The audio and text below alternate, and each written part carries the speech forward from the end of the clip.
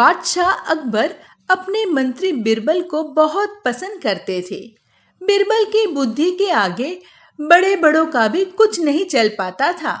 वह सभा में अपने बहुत से निर्णय बिरबल की चालाकी और बुद्धिमानी के बल पर ले पाते थे। इसी कारण कुछ दरबारी बिरबल से घृणा करते थे। वह बिरबल को मुसीबत में फंसाने के तरीके सोचते रहते थे।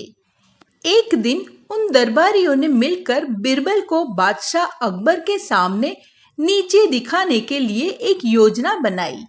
एक दिन उन दरबारियों ने अकबर के समक्ष कहा कि अगर बिरबल हमारे 3 प्रश्नों का उत्तर दे देंगे तो हम मान जाएंगे कि उनसे ज्यादा बुद्धिमान कोई नहीं।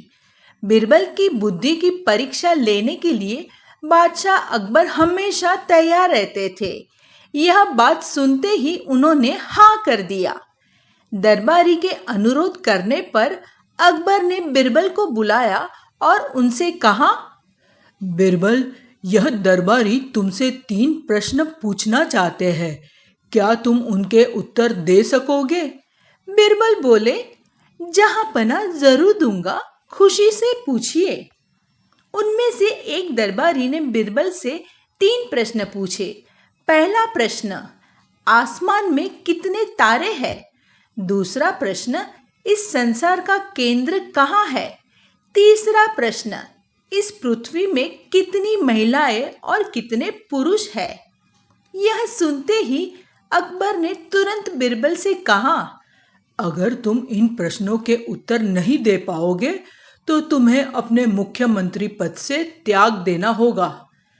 पहले प्रश्न के उत्तर के लिए बिरबल ने एक घने बालों वाले भेड़ को पकड़ ले आया और कहने लगे कि जितने बाल इस भेड़ के शरीर पर है उतने ही तारे आसमान में है।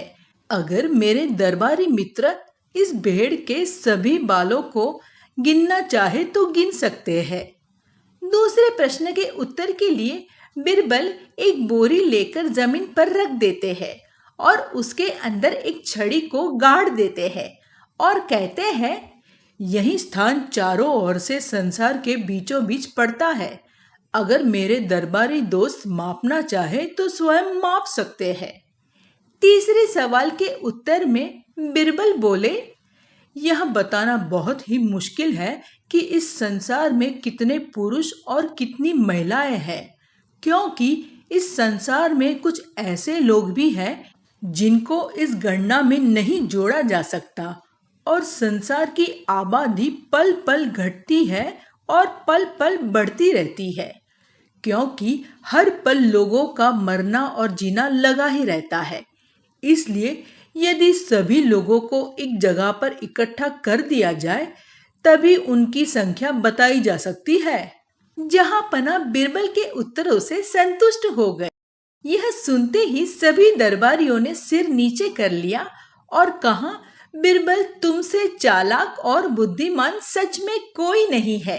इस कहानी से हमें यही सीख मिलती है, सफलता प्राप्त करने का कोई न कोई रास्ता जरूर होता है, बस हमें अपनी सूझबूझ से काम लेना चाहिए।